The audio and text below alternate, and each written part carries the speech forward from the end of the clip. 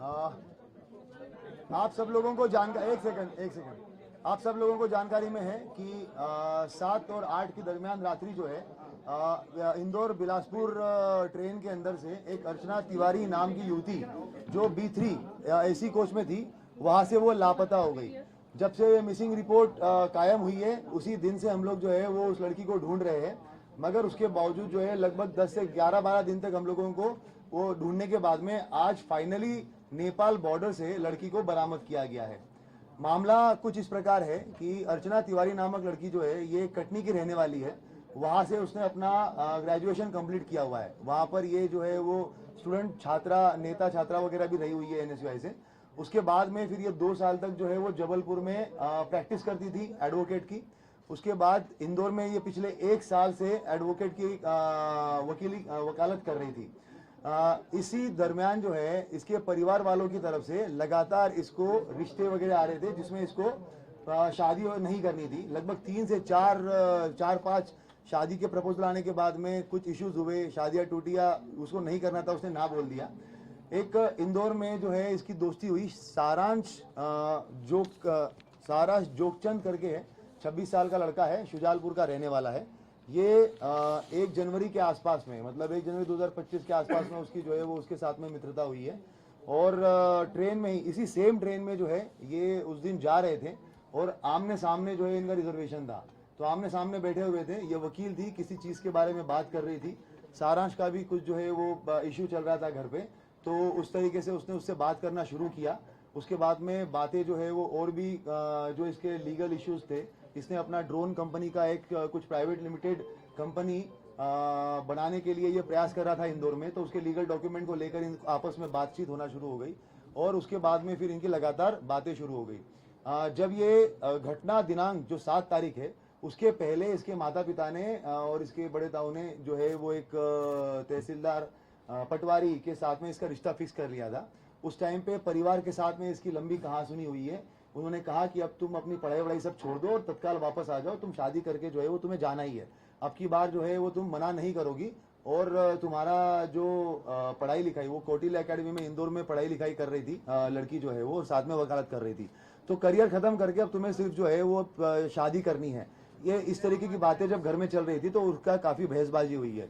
लड़की का जो है वो पढ़ने का मूड था और साथ साथ में अभी ये वकालत और सिविल जज की तैयारी करने का मूड था। तो इसने अपने इस दोस्त को, जो सारांश इसका दोस्त था, तो इससे बात करी। 6 तारीख को ये हरदा में केस के सिलसिले में गई थी, हरदा के आसपास में। वहीं पे ढाबे पे बैठ के एक तेजिंदर करके है, तेजिंदर सिंह और सारांश और लड़की, इन तीनों की बैठ के बात हुई। वहां पे इन लोगों ने प्लान किया कि किस तरीके से जो है अगर हम लोग मतलब बेसिकली ये छोड़ के भाग जाना है। तब ये भी बात हुई थी कि भाग जाना है तो अभी भाग जाते हैं, तो इतना सब कुछ करने की जरूरत क्या है।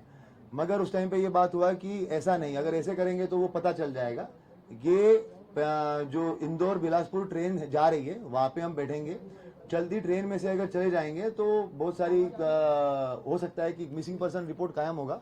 मिसिंग, क्योंकि वो खुद भी एडवोकेट थी, वो ये जानती थी कि भाई GRP में मामला कायम होगा और वहां पर बहुत ज्यादा ये मिसिंग पर्सन वगैरह जो है वो ऐसे होते रहते हैं, तो हो सकता है कि वो मामला जो है वो ऐसे ही निकल जाए और उसके बाद में हम लोग जो है वो अपनी अलग आइडेंटिटी से अपनी अगली लाइफ स्टार्ट कर, मतलब मैं अपनी अगली लाइफ स्टार्ट कर लूंगी।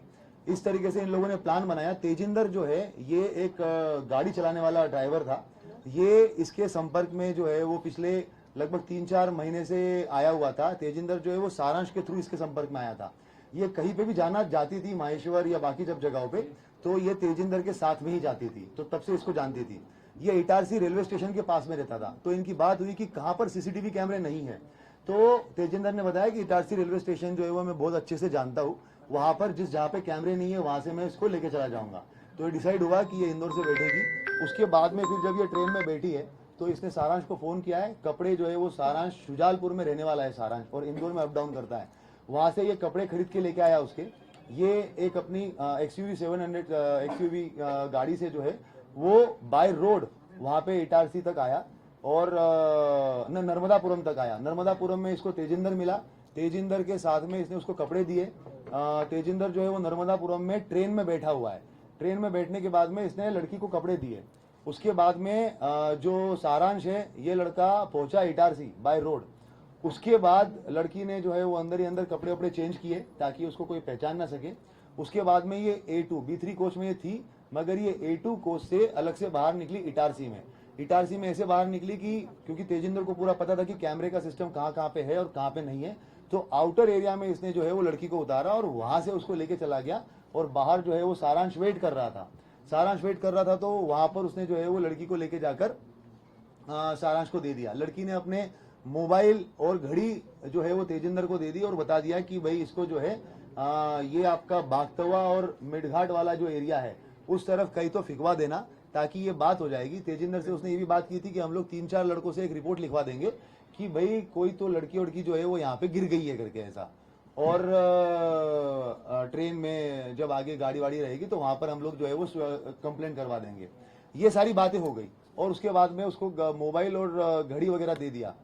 लड़की जो है वो सारांश के साथ में आगे चली गई। कोइंसिडेंटली सारांश ने एक व्यक्ति को भी साथ में लेके आया था, तो वो भी उसको भी हम लोगों ने राउंड अप करके उससे बयान लिए हुए हैं, वो चश्मदीद गवाह है। उसके बाद में घटना ये हो गई कि तेजिंदर को उसी टाइम पे दिल्ली की पुलिस उठा के लेके चली गई। क्यों? कारण तेजिंदर जो है वो किसी फ्रॉड के मामले में आरोपी था। तो उसी रात, सेम रात को 1 बजे जो है वो ये घटनाक्रम होता है और अगले 1 घंटे में तेजिंदर को पुलिस उठा के लेके चली जाती है। अब जब ये पूरा मामला हमारे पास में आता है, लड़की जानबूझ के सामान पूरा के पूरा सीट पे छोड़ के गई ताकि हम लोग ये सोचे कि लड़की हो ना हो कहीं पे गिरी है, वो कहीं पे भागी नहीं है। अगर भागती तो पूरा सामान लेके जाती। ये पूरा सोच के प्लान करके जो है वो सामान वहीं पर रखा गया था।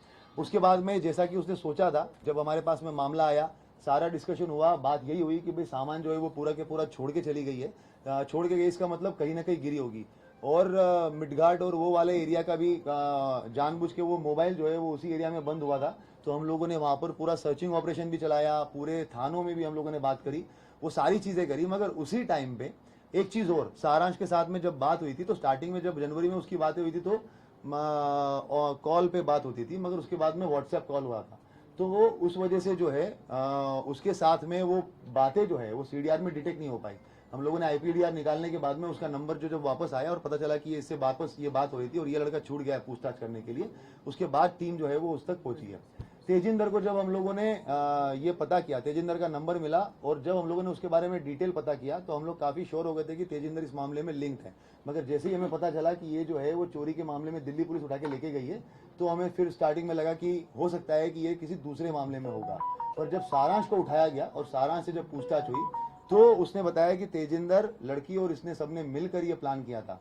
लड़की सारांश के साथ गई, शुजालपुर में गई है, वो गाड़ी में ही रही, कहीं पे बाहर उतरी नहीं।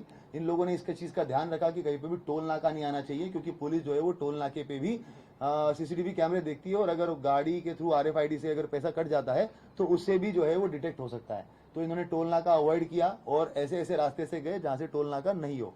शुजालपुर गए, शुजालपुर के बाद में फिर ये ऑर्बिट मॉल के आसपास से कहीं से इन्होंने एक दूसरा मोबाइल खरीदा।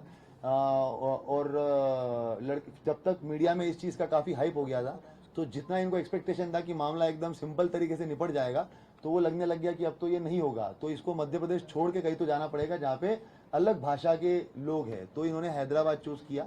उसके बाद ये बुरहानपुर गए, बुरहानपुर से इन लोगों ने जो है वो हैदराबाद की बस पकड़ी। हैदराबाद में जाने के बाद में ये 2 दिन 1 रात जो है वो हैदराबाद में रहे।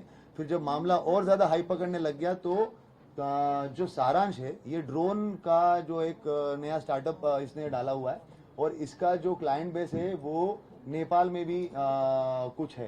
तो इन लोगों की पहले वो बात हो चुकी थी, तो इनकी बात हुई कि अब इसको जो है वो भारत छोड़ के ही हम लोग जो नेपाल की तरफ चले जाएंगे। उसके बाद फिर इन्होंने बस पकड़ी, बस पकड़ के जोधपुर से दिल्ली, दिल्ली से उसके बाद में जो है ये कुछ दिन वो काठमांडू चली गई, लड़की काठमांडू चली गई, लड़का जो है वो वापस आ गया। और लड़के ने ये भी किया कि जो इसका मोबाइल था उसको जब मेन टाइम था उस टाइम पे उसने एरोप्लेन मोड पे करके पूरा के पूरा बंद कर लिया। बाकी टाइम में मोबाइल जो है वो अपना वहीं पे रखकर और दूसरी सिम इशू करवा के पिता के नाम पे उस मोबाइल को उसने पूरा टाइम चलाया, क्योंकि जब सारांश का नाम अगर आए तो मोबाइल जो है वो इंदौर में ही दिखे और उसके ऊपर कोई शक ना जाए। और पिता की अलग से, क्योंकि नई सिम थी, वो तो कुछ कहीं पे कुछ कनेक्शन था ही नहीं उस चीज का, तो वो सिम जो है वो उसने अपनी अलग से इस्तेमाल करी। काठमांडू छोड़ के ये वापस आ गया। उसके बाद में 3-4 दिन तक रहा, जब पुलिस ने इसको राउंड अप किया हम लोगों ने सारांश को, और उसके बाद में जब चीज़ें निकल के आई तो उसके थ्रू नया नंबर जो था उसका, उससे बात कर और उसको वहां से बॉर्डर तक बुलवाया गया और बॉर्डर पे लखीमपुर खीरी पुलिस की मदद से हम लोगों ने जो है वो लड़की को बरामद किया। बरामद करके जो है वहां से दिल्ली और दिल्ली से अभी सुबह सुबह फ्लाइट से यहाँ पे लेके आए हैं। अगर कोई अलग और कुछ सवाल पूछना चाहता है तो आरक्षक की क्या भूमिका रही है? एक एक करके पूछते हैं। हाँ, आप इसका मास्टरमाइंड कौन है इस केस